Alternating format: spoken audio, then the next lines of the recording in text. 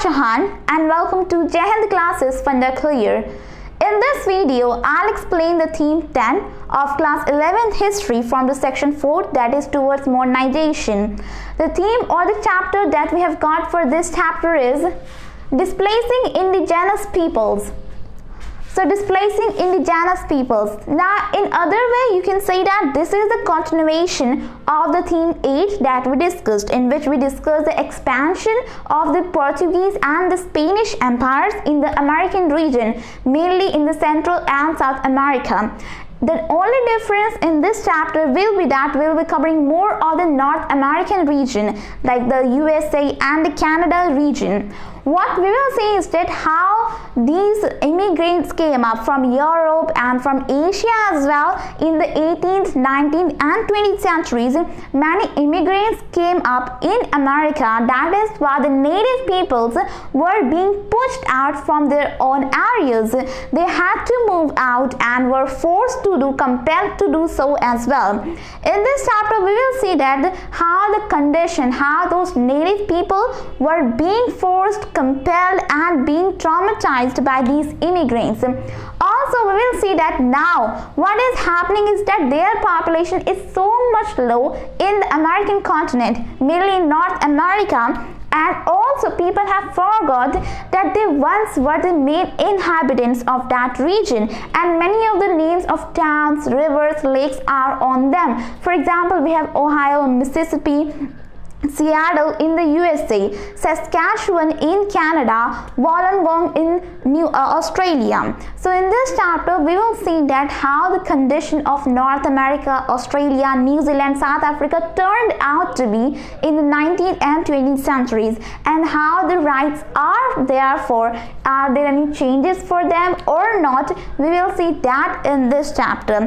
As in theme 8, what we saw was just about the Central America and South America. Now our focus will shift to the North American region, the geographical point of view, the social point of view. We will see that. Now when we talk about these kind of things, are there any history sources for them?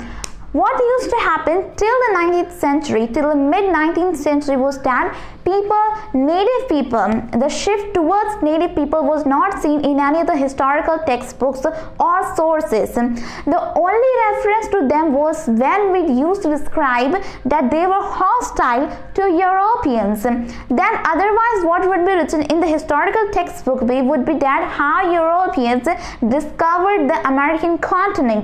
The focus would be more on Europeans rather than the native people, the inhabitant of that particular area. It was only in the mid 19th century that what happened, that people grew up, like many historians came up and many anthropologists started to study about these native inhabitants of that country, that is about the USA and Canada.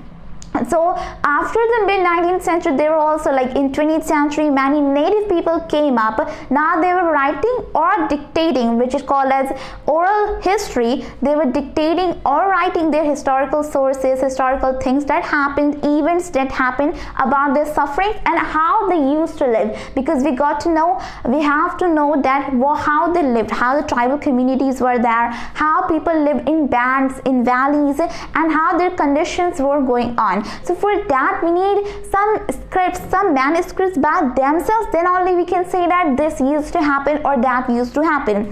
Then only we have some historical texts. Nowadays if you go to museums in American region, you will find that there are some particular catalogs, some particular division sections, like the native art, which shows art developed by the native people, which has been done by the native people, inhabitants of that area. You know that what used to happen, that European people came and made America as their colony. What is colony? We have already discussed in earlier classes that colony is when the other one is subjugating the first one. So they were making colonies in America. So when these immigrants got independence from their mother European countries, that is wherever they came from, then only these regions were known as independent states or countries, as we have seen that American War of Independence that started as early as the 18th century. It was that not the native inhabitants were fighting, it were the colonizers that were fighting against their own mother country, that they wanted to live in this country. So that is why nowadays, if you look in America, the native inhabitant population is so much low compared to the Asian immigrants, the Asian and the European immigrants that came over in those early periods. So for now, we can only say that. So in this chapter, basically what we will be seeing is that how the indigenous people, indigenous means that the native people of that particular area were removed, were forced to be out of that place. So without any further delay, let's get started with the first topic, that is European imperialism. So European imperialism. Now, as we have seen that in the themate, that after the 18th century, what happened was that Spanish and Portuguese were losing power, did not expand their territory in America. It were other countries such as France, Holland, England that came up and were gaining power, were making colonies in American region, like in North America basically. So how did that happen? You know what, that European imperialism came to be more and more. They wanted to gain power. As early as 19th century, it was clear that the basic propaganda of them was to have profit. It was seen that the only difference was the nature of how they controlled their colonies, how they established their control over colonies. For example, you know what, that Africa, Asia and America were under the control of Europe. As in South Asia, in countries such as India, there were companies, trading companies such as East India Company that ruled over. Firstly, they came for trading purposes, then gained political power, and then were gaining money. What they did was that they supplied, they imported, exported to their own countries for profit of their own countries. Even if the developments, even the railways were being made, ports were being made, harbors were being made, that was solely for their own purpose, so that they could export to their own countries. Because if they wanted to export the raw materials from India or from any South Asian country, what they needed was a good transport communication system. So for that purpose, they built those things, not for the development of our country but of their own country. So this could be the first example how they established. On the other hand, on contrast, if you look at the case of Africa, earlier initially what happened, that the Europeans were just focusing on the coast of Africa. They were trading over the coast of Africa and did not interfere in the interior of it. Except South Africa, they were using all of the coastal areas of Africa. But after that, we have seen that how worse the people had suffered from the brutality and violative things of these people, vicious thing of Europeans, like the slave trade that began to happen.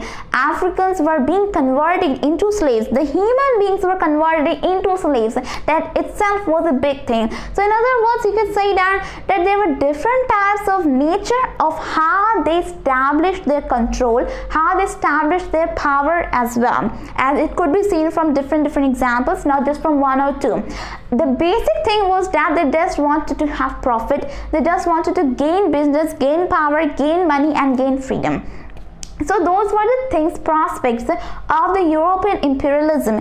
European imperialism during that time was gaining so much that the native people had to suffer, especially when we're talking about the North America. We will see later as well. You know, even the names of different communities, different countries were given by different people. That we will see in the last chapter. I have added that to the last of this chapter, the last part of this chapter. Now the next topic here is North America. So North America. So when we are going to talk about North America, what is the first thing that we need to do? The first thing is that we should have a very good, clear image of North America into our minds. What about the geographical location? Now, North America stretches from north to south, from you could say that Arctic Circle to Tropic of Cancer. I hope all of you know that what these are. So from Arctic Circle to Antarctic, to Tropic of Cancer, it spreads from north to south. In the west it has Pacific Ocean, and in the east it has Atlantic Ocean. And when we talk about the interior part, like the ground reality of it, then when you go to west you can find Sierra Nevada mountains, and before that of course you have to find some desert like the Arizona and Nevada. When we go further west, then only we can find Sierra Nevada mountains. When going to east, you would find the Great Lakes. In Great Lakes, we have 5 lakes, the Appalachian Mountains, even further east if you go. To the south, we have Mexico. You know what? That 40% of Canada is covered with forests. And that is why it explains that a lot of fruits were being grown, like wheat, corn, fruits were being grown in Canada. And mineral resources are also so much in this area, so that explains why there are major big industries in American region, in North American region. So that explains everything in itself. You know what, that earlier only agriculture, intensive agriculture was being done, but as soon as the immigrants come up around 200 years ago, or even maybe even before that, some 100 years ago, what happened that many industries grew up as well, and many things changed as well in North America. Now the next topic that we have got here is the native people. So the native people, now let us talk about the native people of North America. The earliest inhabitants of this region came from Asia, were immigrants from Asia around 30,000 years ago, and they moved further south when there was last ice age around 10,000 years ago. The increase in population could only be seen around 5,000 years ago, when the climate was more stable, like climate temperature was more stable, then only the population could increase, because before that there was the ice age and many different shifts in the climate change as well. Then we have the earliest artifact of North America, an arrow point around 11,000 years ago, that is of 11,000 years ago. So in such a way you can have an idea how the things were. Now these people, the native people, lived in bands along the river valleys in villages. Bands here means that in groups or tribal groups, tribal communities, whatever you want to say. So band here means that they live in a group, just like a tribal community. The only difference there would be, but they lived as bands like the tribal communities. Then they also lived along the river valleys in villages, because we have already seen that, I think that, I guess it's not a big reason, it's not a big deal to tell you that along the river valleys there are many things that they can have, like fish, and also for the agricultural activities it is important, for drinking purpose, for washing purpose, a lot of things can be provided with water if there is any water body along them. Then what they used to do for a living was that hunting, fishing, and then agriculture as well. In agriculture they grew vegetables and maize. Those two were the most stable diets, you could say. Then we have that for hunting purposes, it was chiefly of bisons. They ate meat, fish and those things, but that was only of mainly was of bison. It also, bison, as all of you know, that it is the wild buffalo that roamed in the grasslands. The hunting process was made even easier when in the 17th century Spanish settlers came and sold their horses to these people. Now these people were riding horses and doing the hunting thing. So that is why hunting became easier, so when they were riding the horses. The only thing here to notice is that they only killed as many animals as were needed, not more than that. The only thing you could say that as much they wanted to eat as their requirements were, they just killed that animal, they hunted that animal, but not more than that. And since there was no surplus production, no surplus land, no surplus things to do, that is why these people did not grow into empires, such as was in the case in Central and South America, like the Aztecs, the Incas, the Mayas we discussed in the theme 8. So in other words, they did not grow up into empires, into big centralized things. They were living on their own. Even though there were sometimes issues about the lands, but by and large control of land, it was not a big issue, because according to these people, land could not be owned, because land was given them and they were content with the food and the shelter that they got from the land.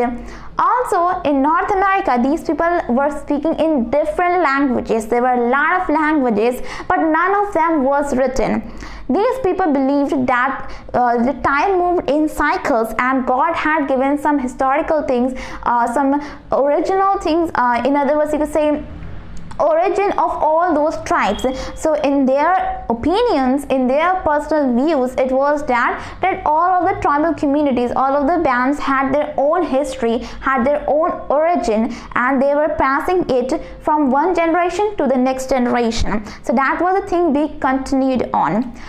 The skill of these people was that they were beautiful, you could say they could beautifully weave clothes. They were very good craft people and also very good weavers. Apart from that, they could read the climate, understand the landscape, as in the same way as the people read in the written texts. So even though they did not have any written texts, they did not write or something like that, but they still could, like, you know, the IQ level, you could say. So in other words, they had a lot of brain. That is why they could read the climate, the landscape. They could understand those things by looking at the sky and maybe those things, you know. So in other words, the native people of America came around 30,000 years ago, and they had a very good way of living of their own, not something like giving and buying. You know what, that they never bought or sold gifts. The goods were exchanged only in the form of gifts. They were gatherings of around different people, and they exchanged. Their golden rule was that they formed alliances and exchanged gifts. Neither they buy nor they sell their goods. Then the next topic we have here is encounters with Europeans. So encounters with Europeans. Now, in the 17th century, when Europeans came in North America after a very tiring, after a very bad 2-month-long voyage, they were very relieved to know that these people, these native people, were very friendly and welcoming people. They were kind-hearted, as I've already said. So what happened that when these people came there, they saw these things, and they even moved further south. Unlike the Spanish and Portuguese settlers in Central and South America, they did not find any gold, as those people had abundance of gold, abundance of those minerals. What they were interested was in furs, skin and furs. They were interested more in that, and natives also were expert in hunting, so they helped them as well. And when they were, you know, that when they moved even further south to Mississippi River, they found that tribal communities had their some kind of periodic gatherings where they exchanged goods as gifts, items, or food that were not available in other regions as a gift. So that is why they were interested more and more. What they did was that they exchanged, they bought and sold, like you could say they started a business, something like that, like exchanging process in North America. In return of skin and fur, what they gave native people was the blankets, that was very important into winters, then iron vessels. Now these iron vessels were important for those native inhabitants, as they could replace it with as the clay pots with the earlier used could be replaced with these iron vessels. Then they also supplied guns, which was a very good supplement for the native inhabitants for hunting purpose. And beside that, there were many other things as well that they gave. So what we can see is that they were like some kind of encounter of European people with the native people that went well in the earlier years. Like they were doing so much things, they were exchanging, and so many things were going on as they came over, unlike the Spanish and Portuguese settlers. Also, what they did was that they also made an addiction to the native people, like they supplied alcohol. Due to alcohol, those native people became addicted to this substance, and this was a very big strategy of these Europeans. Even in India and those Native American people, what they did was that they even got addiction of tobacco. So those were bad things, but as they got addiction, what happened that they would do anything for that particular thing, because there was an addiction, you know, that intoxicants they were. So that were the things that were going on. Moving on, the next topic is mutual perceptions. So mutual perceptions. In the 18th century, the Western civilizers, you could say Western Europeans, what they described as civilized was that based on literacy level, the urbanism and an organized way of religion. These things only were considered as civilized by the Western European people. That is why they considered the native inhabitants of North America as uncivilized, as they were not putting all their effort for selling and for buying purposes of their land, also were against owning the land. That is why they were calling them as uncivilized. On the other hand, we have some French philosopher like Jean-Jacques Rousseau, who considered these people admirable. Also, there is a very great poet, as all of you know, that William Wordsworth. This person described them as living amid wild. You could say where the small liberty to grace was. That means in his poem he described them as that people living between the nature, among the nature, can only have the power of imagination and thinking. So that was his thing. Like they were for those native people, they were standing for those native people, but the Western European people were just against it. They did not want to have any good relationship with those people.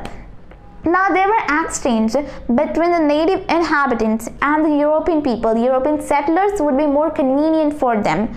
What happened that these people, the native inhabitants, still thought that these exchanges were like gifts. They never considered as buying and selling purpose the exchange, but they only considered as gifts. This is why they were puzzled, as they were far away from the market business of Europe. This is why they were puzzled that sometimes European people gave a very large amount of things, like so many things, but sometimes they would give a very less amount of things. Why it was so? That is why they were very much puzzled, because these European people gave less amounts when their supply was not good, and when they could sell a very good amount in their own country, that is why they would give more money to these people, then only they can give. So that is why these kind of things were going on. Also, the native inhabitants were saddened by the greed of these European people, because the Europeans only considered it as an exchange for profit, so that they could sell there in the countries and gaining more and more money. But that was not the case with these tribal communities, for the native inhabitants.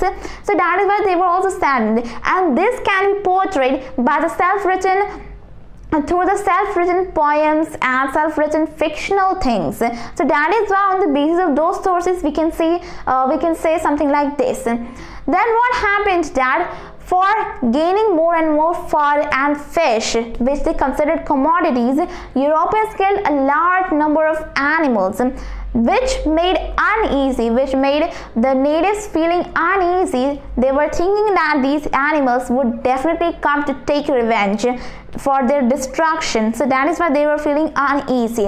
Then also, following the first settlers, European settlers in America, who were traders, were the people who were left out from their own country because of religion. During that time, there were two main agendas going on of Christianity, Orthodox Society, Catholic Church, and Protestantism.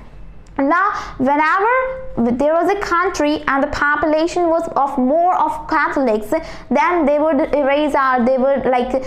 drive out all those Protestants, and the same goes for the vice versa. So that is why these peoples were coming in these areas in America to settle down. It was good as long as it was vacant land, but as the time passed, they moved even interior of those, nearing the villages of those people, of the native people.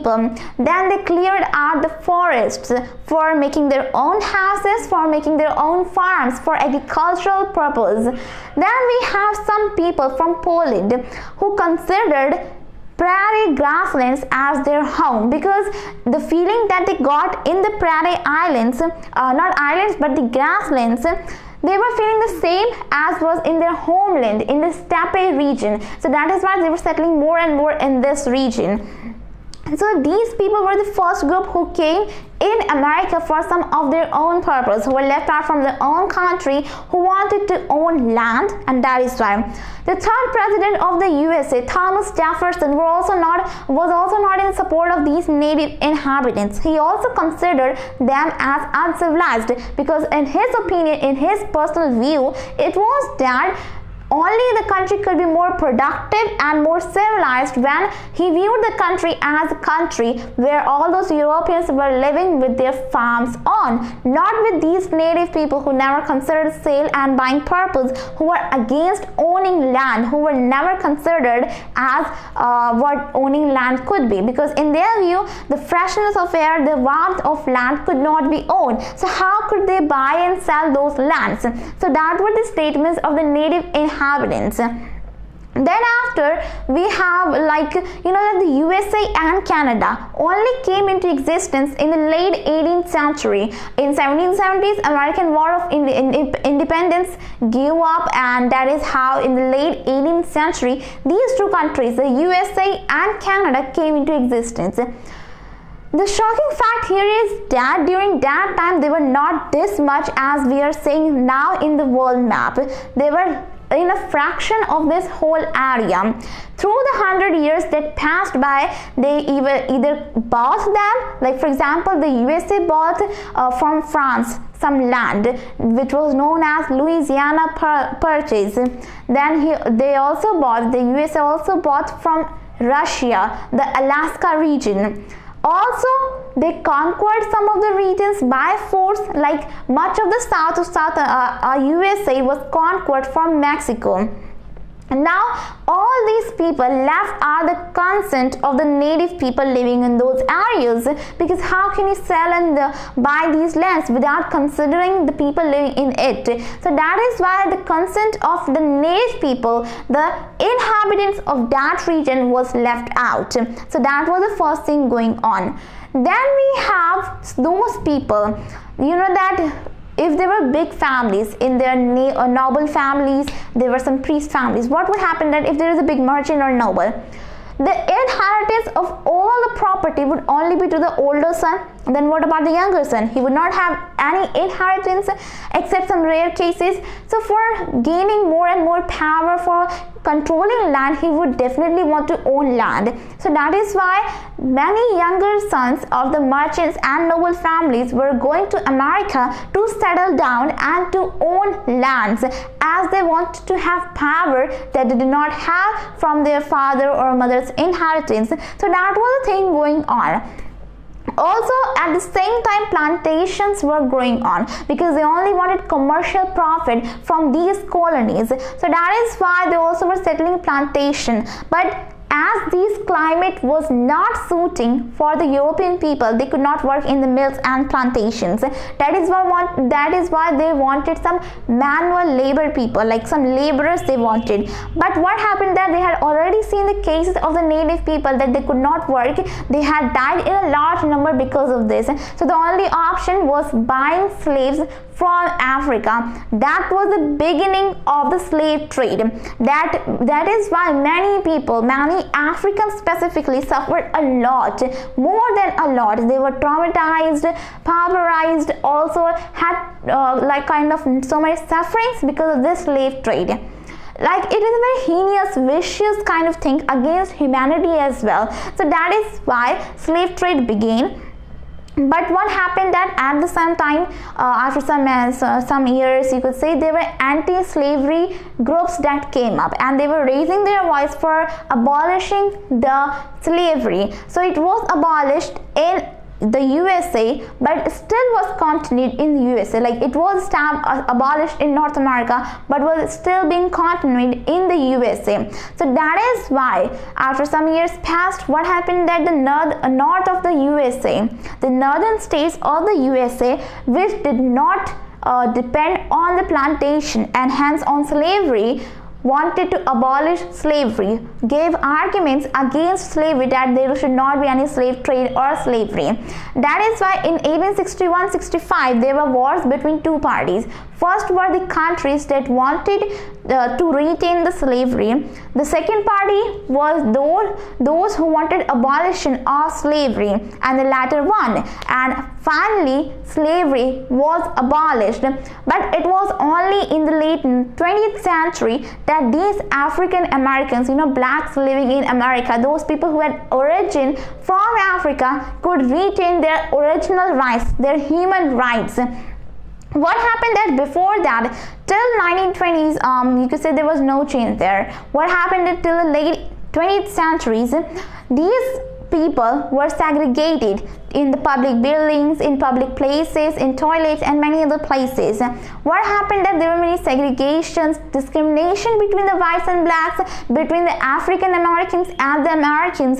So only in the late 20th century they could live, they could have their some rights as being of humans. Still we can see the cases of discrimination between the blacks and the whites in America still going on. Of course it is not shown that much, but still there are in some places.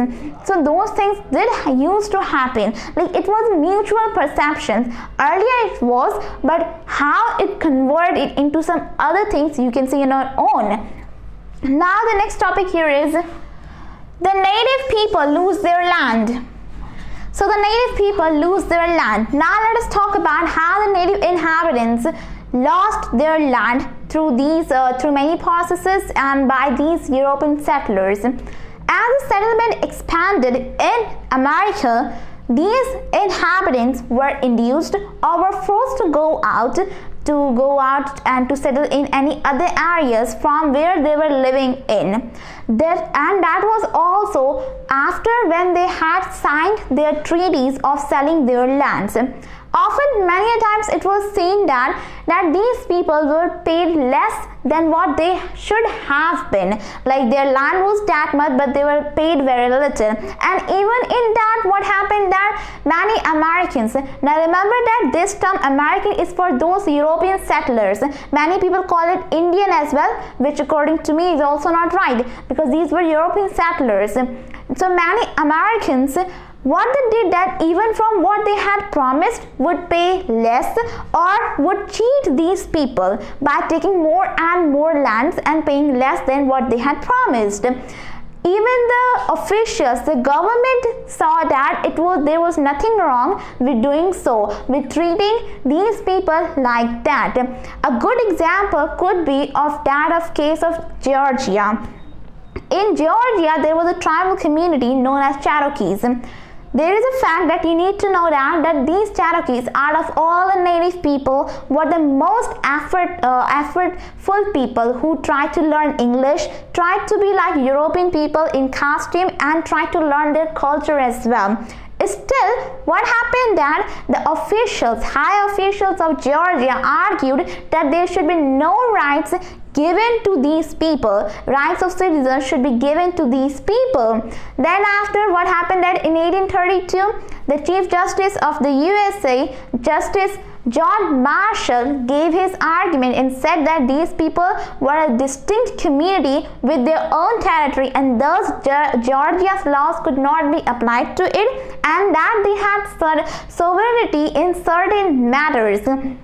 Now what happened that even the president of the USA was not convinced with it. He said that this was wrong and these people were not good and so many things about these Cherokees, and finally he ordered the US Army, that was very powerful, like he ordered all this US Army to drive these people out of the areas and throw them into the desert area, into the Great American Desert. Of the 15,000 people who were forced to be driven out of the areas, a quarter of them died along the way, which is known as the Trail of Tears, because they could not survive in those tempting and extreme conditions. So that is why a lot of people were killed as well in those conditions.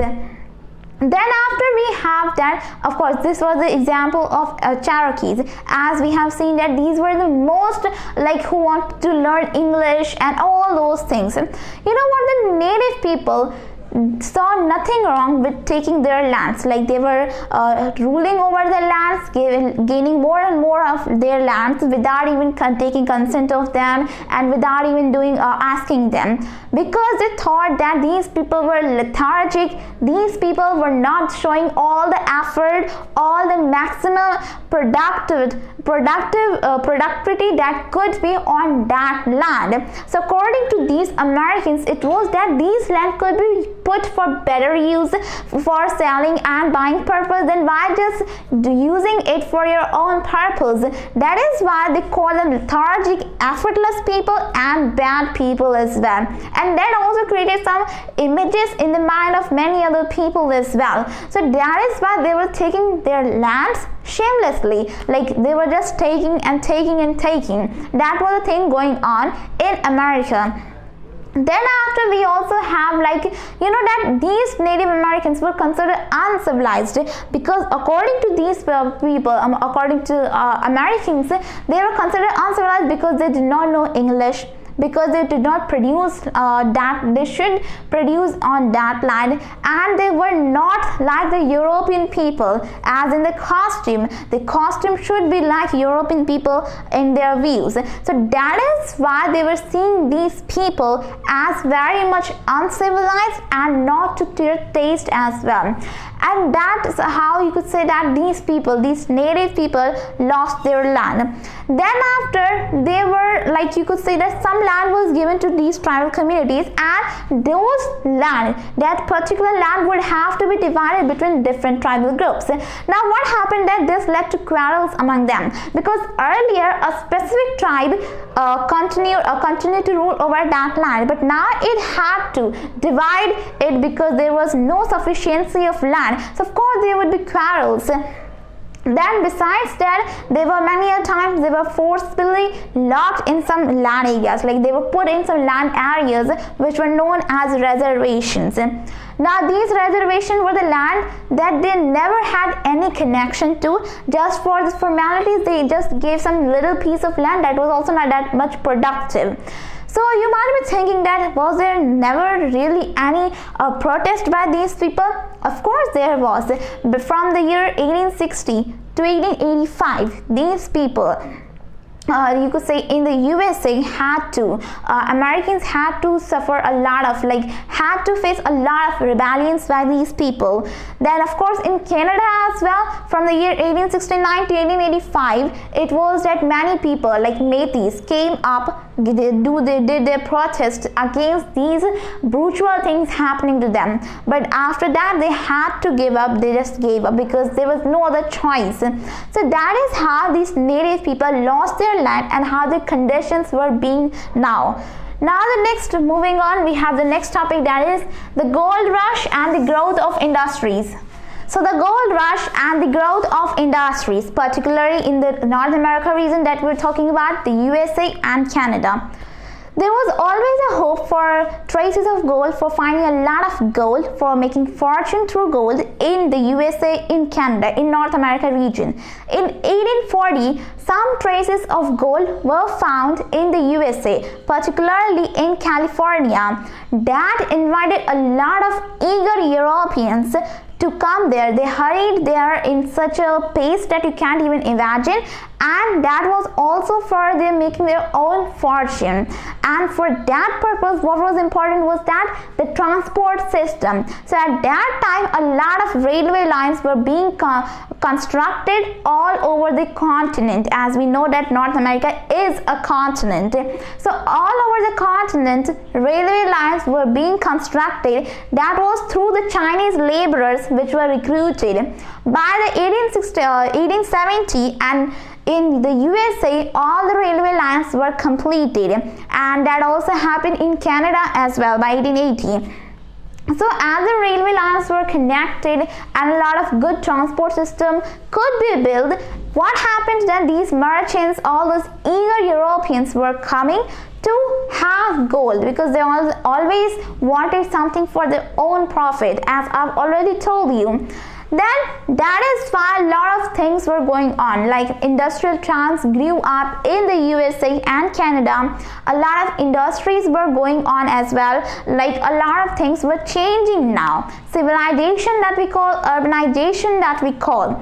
On the other hand, we had seen that the main purpose of industrial growth, as we had seen in the industrial revolution chapter, we had seen that the main reason that industries grew in England was that the peasants did not have the work. Their lands were being owned by big landowners, by big peasants, landlords, and that is why they did not have any work to do, so they had to work in factories. But that was not the case in the USA and Canada. It was just for different reasons.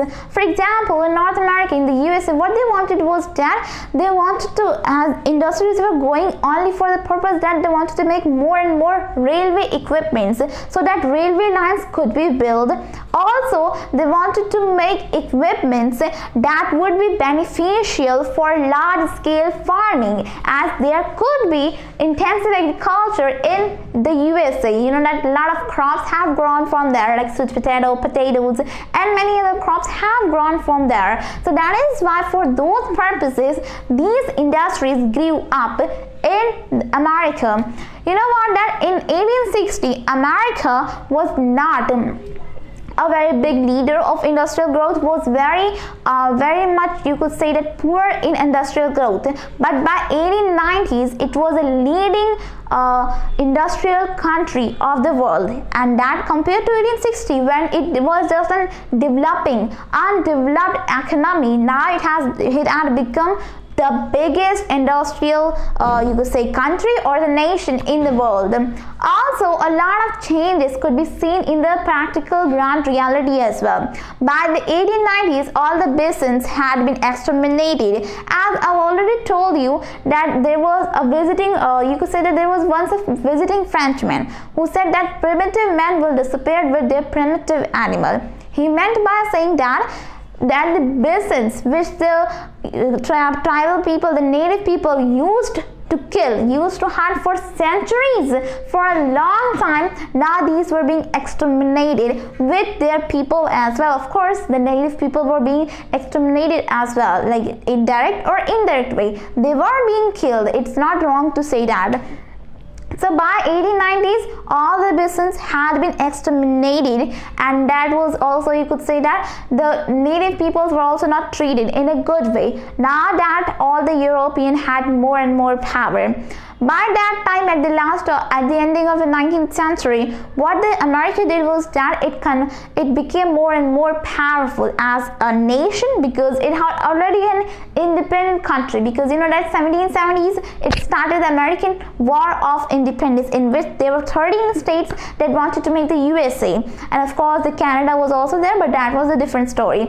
So we're not going to talk about that, but still, in that one, only they talked about the European people, like those who had come from European but now have become American. They now were not considering themselves as the Europeans. Now what happened that these native people were completely taken out. Then what happened between the Pacific and Atlantic Ocean? There were no more frontiers.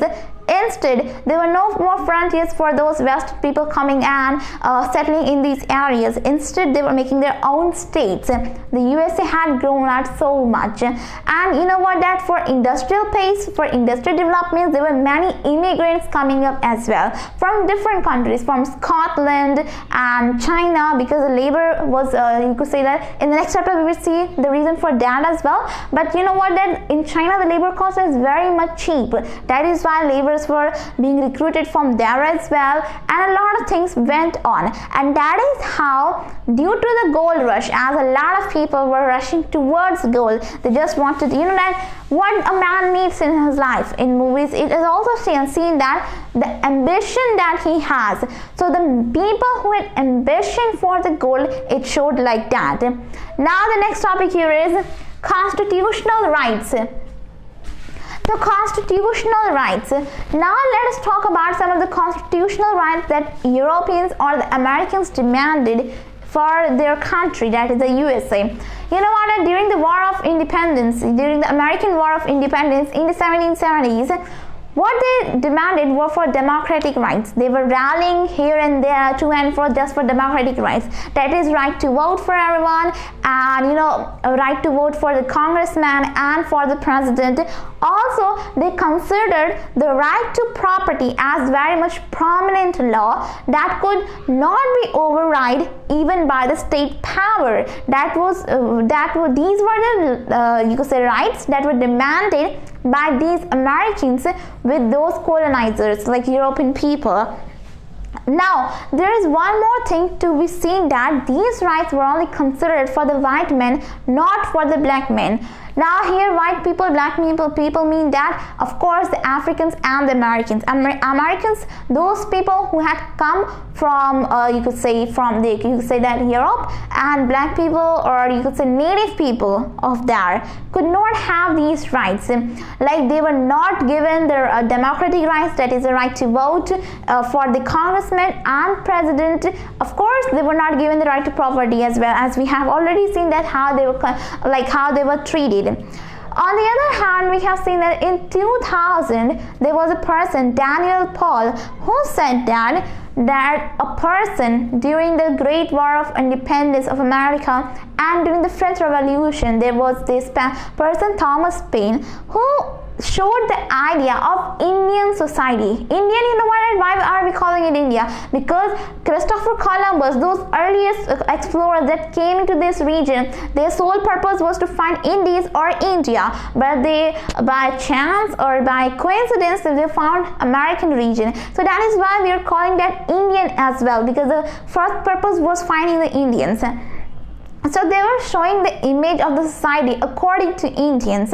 Now here he used this to argue that these people, these natives, have sowed seeds to the democratic rights for which there has been a long-term fight by the European settlers, and that it took a long time. Even now there are not equality and equal rights for all the people, for the native people, native inhabitants, and during that time the condition was worse. Like no constitutional rights were there that much supporting the native people. Changes did occur, but after a long period of time, the generation next to next generation came up. Now these people are fighting for their rights. Now the next topic that we have got here is the winds of change. So the winds of change. Now how did the change occur in America, like in the USA and Canada? Let us talk about that. Till the 1920s, there was no change, like literally no change in the USA and Canada, in America's region. Like you would not find anything supporting the rights of the natives, of the native inhabitant people. It was only in 1928 when there was a survey conducted by a social scientist named Lewis Merriam. He reported a survey named as the problem of the Indian administration. Now in which he painted a grim toward the terribly poor condition of health and education facilities to the native people. But before the government could do anything for them, what happened that, as we already know, that after this era, what happened? The great years of depression happened in the USA. You know that it is also known as Wall Street crash, as the biggest exchange market of the world. The Wall Street exchange was crashed, like the economic depression. It was the great years of depression from the 1929 to 1932, the main years were, and that is why the government could not do so much, because before it could do, it had another problem to deal with. Like the great years of depression, we already know what it was. So that is why it happened like that. But after that, what happened in 1934, first of all, there were many white people, you could say European people, American people, who now were feeling sympathy for the native people, how they were being discouraged to buy or to sell lands, and how they were locked up just in the reservations. So that is why in 1934, according to the Indian Reorganization Act 1934, they were given the right to buy and sell their lands. Then again in the year, you could say 1950, around 1950, what they wanted, that the government wanted that these people, special provisions for the native people should be denied, and so that they would join the mainstream society, but it was not deemed so. The native people did not want to join the mainstream society. They did not want to change their culture, and in a way it was right.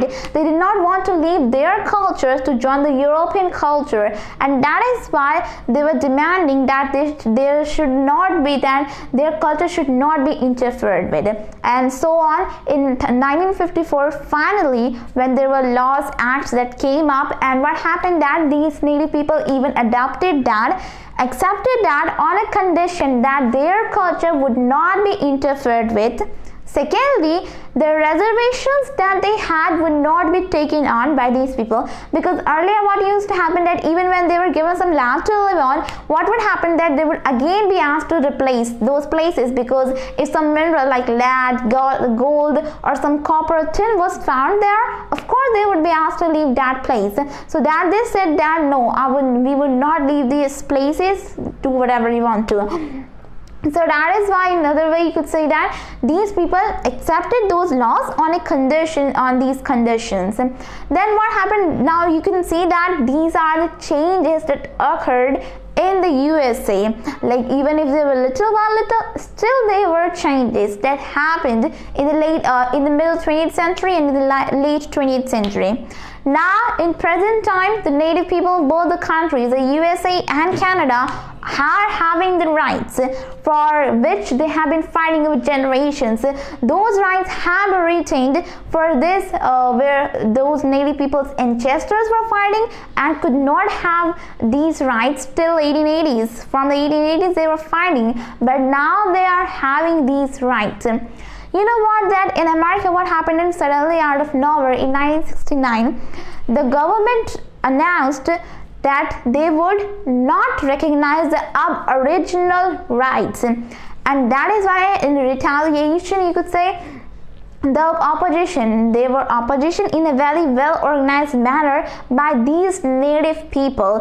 They did demonstrations, debates all over the USA, and finally it was that till a time when Constitution Act accepted these people, their rights, their existence, and Constitution Act of course was passed. So that is the winds of change, how change occurred in the USA and Canada.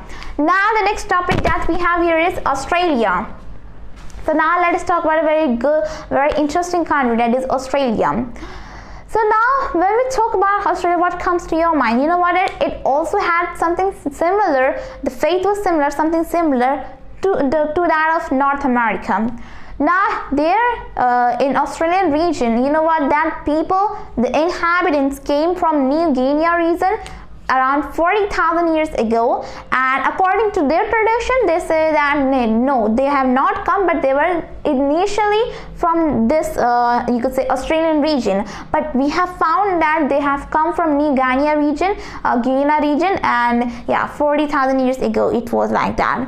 And that is why we also call them Aboriginal. There is a word aborigine specifically used for the Australian people coming from different societies, inhabitants of Australia of different societies.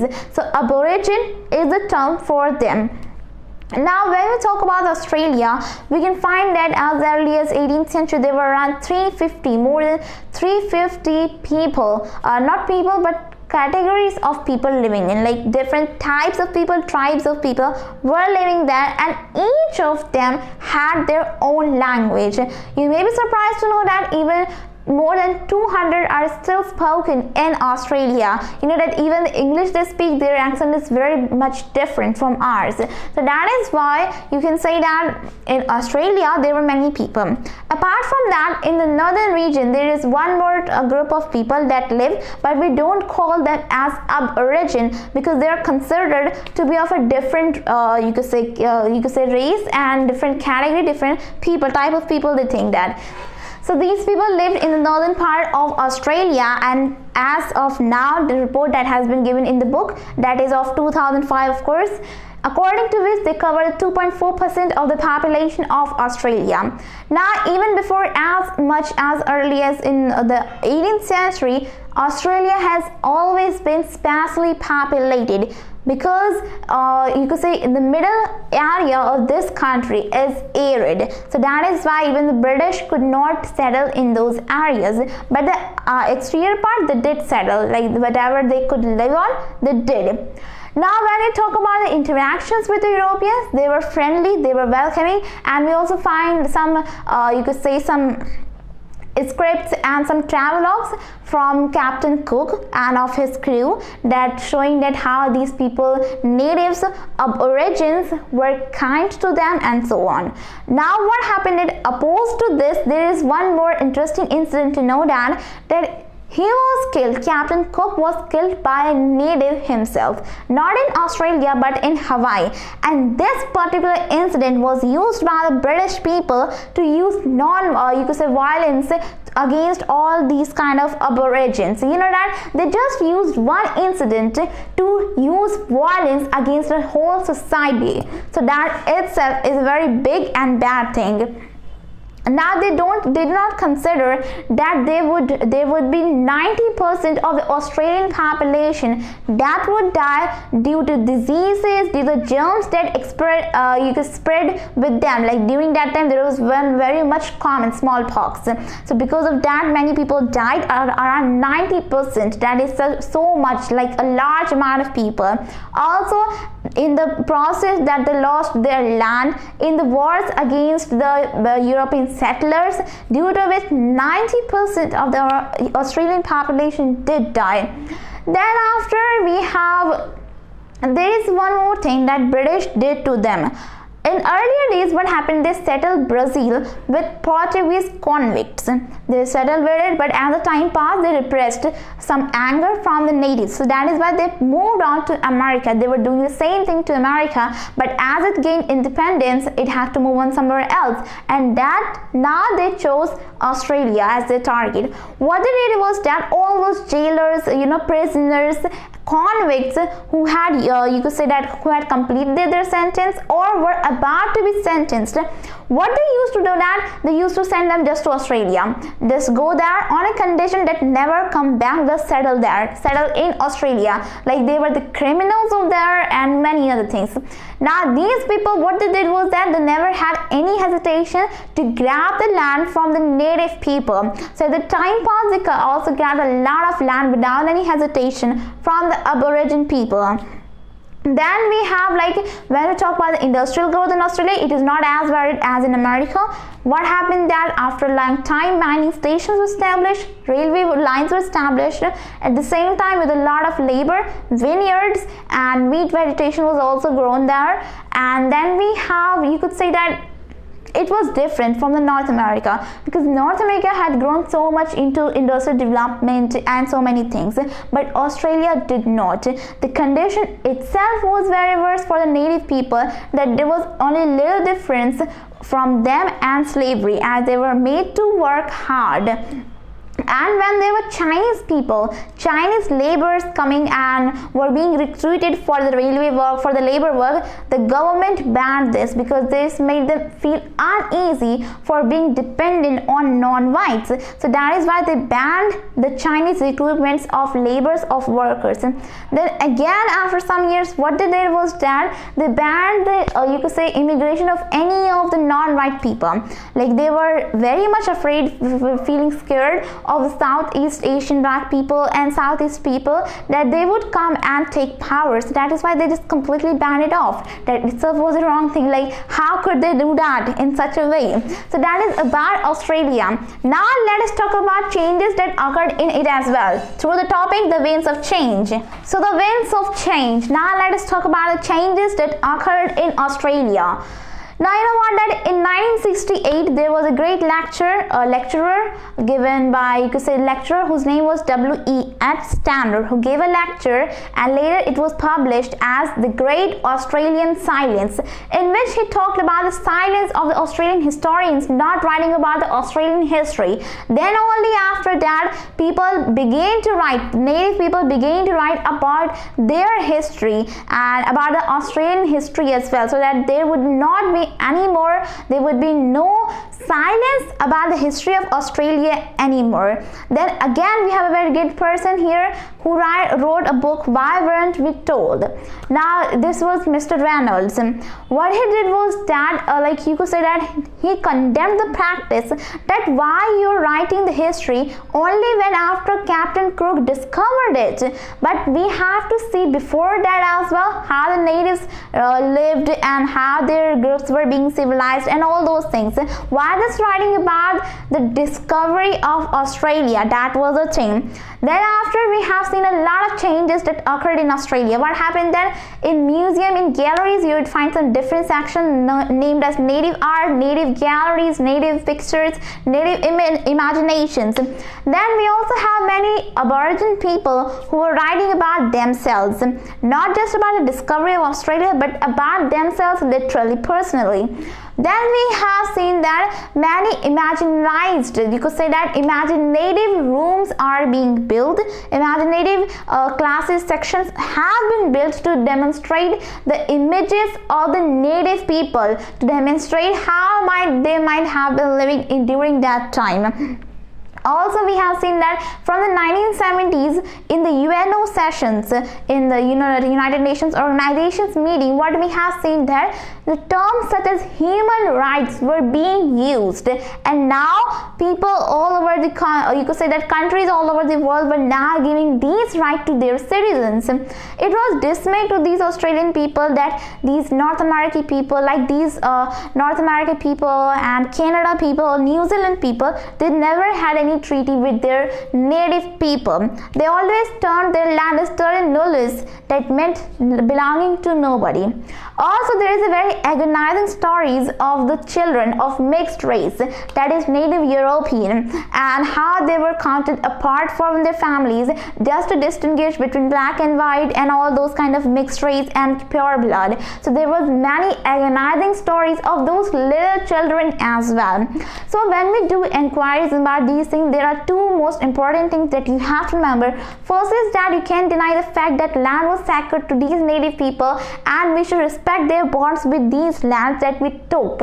Then again, next was that even though the past can't be undone, these people do deserve a big apology for the injustice done to them. So these two things are the very much important things that should be done for these people, for the native inhabitants. Then we have the next and last topic of this chapter that I have added extra, that is different names.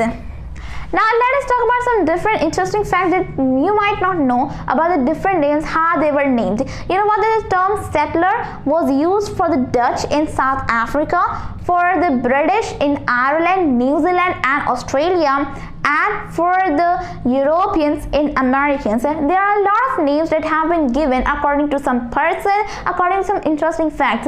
Like for example, take an example of America itself. America was named first after the publishing of Travels of Amerigo Vespucci. Now, Amerigo Vespucci, he was the first traveler to this region, and that is why, according to his travels, this was named as America on his name, Amerigo America. Then we have Australia.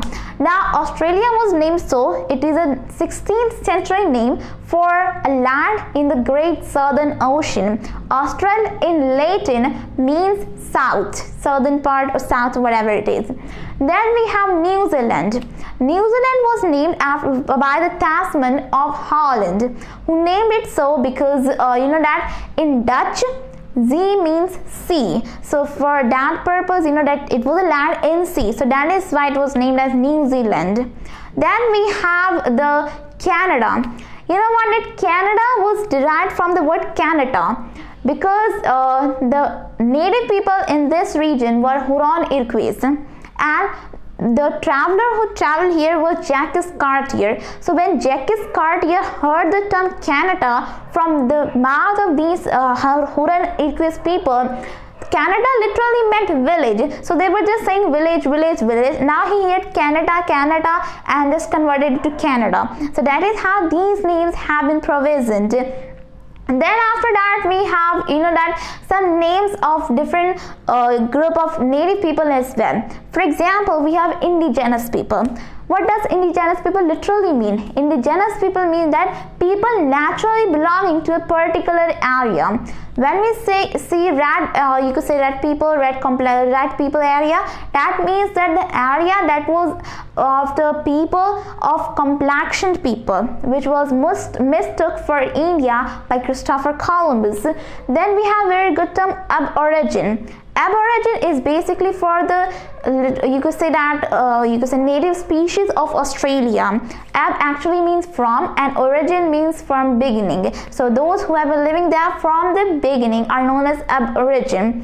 Then we have aboriginal, which is often mistook as a noun when it is actually an adjective of aborigine. Then we have three terms like American Indian, Amerint, or Am-Indian. It means the people living in the Caribbean Sea and in the North and South America. In those regions, those people are living are known as like this. So these are different types of terms that you need to know. There is one more term, that is Native American, which is commonly used nowadays, which is the people that are the natives of America, of course. So these are various terms that you must know, because if you're reading history, of course, you have to see about some terms. Like we had seen in this chapter, anthropologists, those people who study human history. That in Australia, as anthropologists grew, they did not study these people as from the anthropologist's curiosities, but from a distinct common culture, unique culture, not common, but unique culture of these people, how they lived, how they were having sacred lands with them. So that is all we have seen in this chapter. In this chapter, basically we discussed how their interactions, how the native people had to suffer, were you could say that were compelled out of their own places, and how they were displaced, how the indigenous people were displaced. Now the next chapter would be about the political revolutions in different Asian countries such as Japan, Korea, and China, and we will see about that in the next theme or in the next chapter. And that is all. We have covered all the topics. I've covered all the topics and subtopics, and the next chapter of this book will be covered in the further upcoming videos. So stay tuned for the upcoming videos. Thank you very much.